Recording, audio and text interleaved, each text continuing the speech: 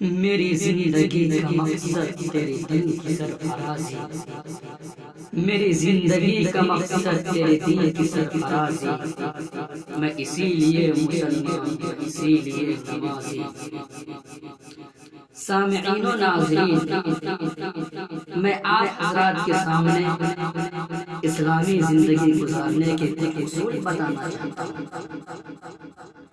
سامعین، مومن در حقیقت وہ شخص ہے جو دل سے اللہ تعالیٰ کی وحدانیت، نبی اکرم صلی اللہ علیہ وسلم کی رسالت اور آپ صلی اللہ علیہ وسلم کے بتائے ہوئے تمام عقائد و احکام پر غیر متزلزل یقین رکھتا ہے اور اس کو اس بات کا پختہ یقین ہے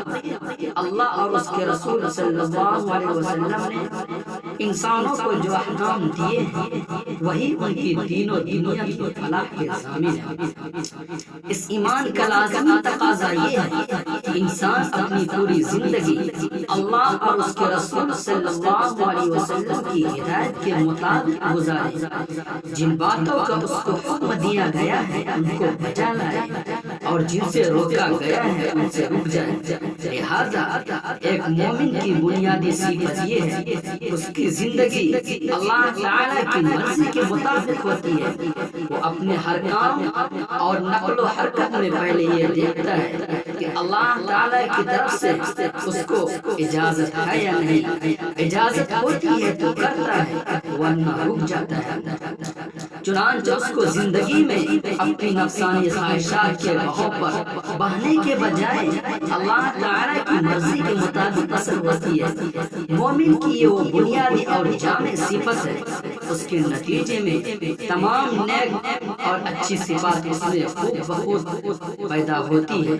کیونکہ اللہ تعالیٰ نے جتنے احکام اپنے بندوں کو عطا فرمائے ہیں ان سب کا مقصد صرف اور صرف یہ ہے کہ انسان اچھی صفات سے آراستہ اور بری صفات سے پاک ہو جائے۔ اور جو شخص ایک مرتبہ یہ عہد و پیمان کر لیتا ہے کہ وہ اللہ تعالیٰ کے تمام احکام کی پابندی کرے گا تو وہ لازمی وہ ساری اچھی صفات اس میں پیدا ہو جائیں گی۔ سامعین و ناظرین، مومن کی یہ صفات جو اطاعت و خداوندی سے پیدا ہوتی ہے اتنی بے شمار ہے کہ مختصر وقت میں ان سب کا بیان کرنا ممکن نہیں ہے، لیکن اگر اختصار اور جامعیت سے کام لیا جائے تو مومن کی صفات خاص طور سے زندگی کے 5 شعبوں سے متعلق ہوتی ہے۔ میں آپ کو ہر ایک شعبے کے متعلق بیان کرنا چاہتا ہوں۔ سب سے پہلا شعبہ یہ ہے عقائد، عبادات، معاملات، معاشرات اور اخلاق۔ عقائد کے شعبے میں مومن کی بنیادی صفت قرآن کریم نے ان الفاظ میں بیان فرمائی ہے اور وہ یہ ہے کہ وہ لوگ ہیں جو ایمان رکھتے ہیں ان آیات پر، یہ وہ لوگ ہیں جو ایمان رکھتے ہیں ان ہدایات پر جو آپ صلی اللہ علیہ وسلم پر نازل کی گئی ہے اور ان ہدایات پر جو آپ صلی اللہ علیہ وسلم سے پہلے پیغمبروں پر نازل کی گئی، اور وہ آخرت کا یقین رکھتے ہیں۔ مومن کی صفت کا خلاصہ یہ ہے کہ اللہ تعالیٰ نے اپنے انبیاء علیہم الصلاۃ والتسلیم کے ذریعے جتنے عقائد اور جتنی ہدایات دنیا میں بھیجی ہیں ان سب کو برحق ماننے کے ساتھ ساتھ وہ اس بات کا پختہ یقین رکھتا ہے کہ میرے مرنے کے بعد اسے ایک ایک عمل کا جواب دینا ہوگا۔ اس یقین کی بنا پر وہ رات کی تاریکی اور جنگل کی تنہائی میں بھی حتی الامکان کسی ایسے کام کا مرتکب نہیں ہوتا جس کی وجہ سے اس کو آخرت میں پروردگار کے سامنے شرمسار ہونا پڑے۔ عبادت کے شعبے میں مومن کی صفت یہ ہے کہ وہ اپنے آپ کو صرف اور صرف اللہ کا بندہ سمجھتا ہے، اللہ کے سوا کسی اور کو پوچھتا ہے، نہ کسی کے آگے جھکتا ہے، نہ کسی سے ڈرتا ہے اور نہ اس کے سوا کسی کے قدرت اور اختیار سے کسی مدد کا طلبگار ہوتا ہے۔ اور اللہ تعالیٰ نے عبادت کے جتنے طریقے مقرر فرمائے ہیں ان سب کو پورے اخلاص، عاجزی اور احساس بندگی کے ساتھ بجا لاتا ہے۔ چنانچہ ارشاد ہے فلاح وہ مومن حاصل کریں گے جو اپنی نماز خشوع سے کام لیتے ہیں، اور آگے ارشاد ہے اور جو لوگ رب کی باتوں پر ایمان رکھتے ہیں اور جو اپنے رب کے ساتھ کسی کو شریک نہیں ٹھہراتے، اور جو لوگ اللہ کی راہ میں جو کچھ دیتے ہیں اس طرح دیتے ہیں کہ مال خرچ کرنے کے باوجود ان کے دل اس بات سے ڈرے ہوئے رہتے ہیں کہ انہیں اپنے پروردگار کی طرف لوٹ کر جانا ہے، اور یہ لوگ دوڑ دوڑ کر نیکیوں کی طرف جاتے ہیں اور ان نیکیوں میں سبقت لے جاتے ہیں، مگر یہ کہ اللہ تعالیٰ کی بدنی عبادت کا معاملہ ہو یا اس کی راہ میں مال خرچ کرنے کے مالی عبادت کا سوال ہو، مومن کی صفت یہ ہے کہ وہ سب سے آگے نکلنے کی کوشش کرتا ہے، اور معاملات کے شعبے میں مومن کی صفت ہے وہ اپنی بات کا سچا، وعدے کا پکا ہوتا ہے، وہ کسی سے دھوکہ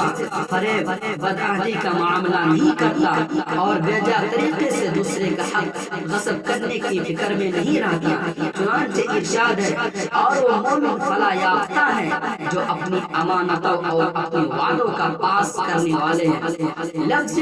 امانت کے لغوی معنی ہر اس چیز کو شامل ہے جس کی ذمہ داری کسی شخص نے اٹھائی ہو اور اس کے معاملے میں اس پر بھروسہ کیا ہو، اور چونکہ ایسی امانت کی بہت سی قسمیں ہیں اس لیے قرآن کریم نے اس کے لیے جمع کا صیغہ استعمال فرمایا ہے تاکہ اس میں امانت کی تمام قسمیں شامل ہو جائے۔ اس میں مالی امانت تو ظاہری ہی ہے کہ اگر کسی شخص نے اپنا کوئی مال کسی کے پاس رکھوایا ہو تو یہ اس کی امانت ہے جسے واپس کرنا اس کی ذمہ داری ہے۔ اس کے علاوہ کسی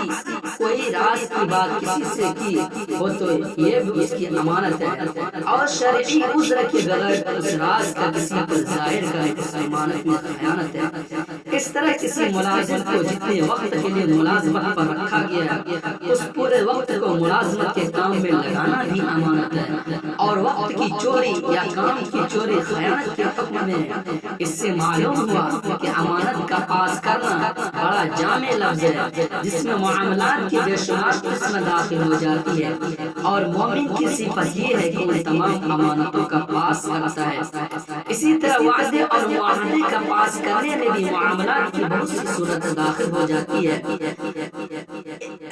اشیاء فروخت میں ملاوٹ یا ان کے عیب کو چھپانا یا کم نوع تول کا ارتکاب یا تمام جرائم شکنی میں داخل ہے، اور مومن کی صفت یہ ہے کہ اسے اپنے معاہدے کا پاس ہوتا ہے، وہ جیسا معاہدہ کرتا ہے اس کے مطابق عمل بھی کرتا ہے، کیونکہ اسے یقین ہے اگر بدعہدی کے نتیجے میں اس نے کچھ تھوڑا بہت ظاہری نفع بھی لیا تو دنیا و آخرت دونوں میں اس کا انجام بڑا ہی ہولناک ہے۔ معاملات کی صفائی، امانت داری اور معاہدے کی پابندی مومن کا وہ تو امتیاز ہے جسے دیکھ کر ماضی میں بہت سے کافر مسلمان ہوئے۔ عبادت میں اگر تھوڑی بہت کوتاہی ہو جائے تو اس کی تلافی توبہ سے ہو سکتی ہے، لیکن حقوق العباد کو تلف کرنے کی تلافی صرف توبہ سے بھی ممکن نہیں ہے جب تک کہ صاحب حق اس کا حق نہ پہنچا دیا جائے، یا وہ خوش دلی سے از خود معاف نہ کر دے، اس وقت تک اس گناہ عظیم کے معاف ہونے کی کوئی صورت نہیں ہے۔ چنانچہ جب اسلام امن دنیا میں نافذ تھا اس وقت مسلمان خواہ کتنا ہی گزرا ہوا لیکن جھوٹ، دھوکہ، فریب، بدعہدی، خیانت کو کسی قیمت پر گوارا نہیں کرتا۔ زندگی کا چوتھا شعبہ معاشرت سے ہے، یعنی دوسروں کے ساتھ میل جول اور باہمی تعلقات کے انداز۔ اس شعبے میں ایک مومن کی صفت سرکار دو عالم صلی اللہ علیہ وسلم نے یہ بیان فرمائی ہے کہ مسلمان وہ ہے جس کی زبان اور ہاتھ سے دوسرے لوگ محفوظ ہو، اور مومن وہ ہے جس سے دوسروں کو اپنی جان و مال کے معاملے میں کوئی خطرہ نہ ہو۔ اسلام کے نظام معاشرت میں تمام احکام اس بنیادی اصول کے گرد گھومتے ہیں کہ ہر مسلمان اس بات کا دھیان رکھے کہ اس کے کسی طور طریقے اور کسی عمل سے دوسرے کو کسی قسم کی جسمانی یا نفسانی تکلیف نہ پہنچے۔ کسی شخص کو دل آزار باتیں کہنا، کسی کی پیٹھ پیچھے برائی کرنا، کسی کی چغلی کھانا، کسی کے خلاف بدگمانی میں مبتلا ہونا، کسی کے عیب کی جستجو کرنا، کسی کی اجازت کے بغیر اس کی خلوت کے مخی ہونا، یہ سب وہ گناہ ہیں جنہیں قرآن کریم نے صریح الفاظ میں ممنوع قرار دیا ہے۔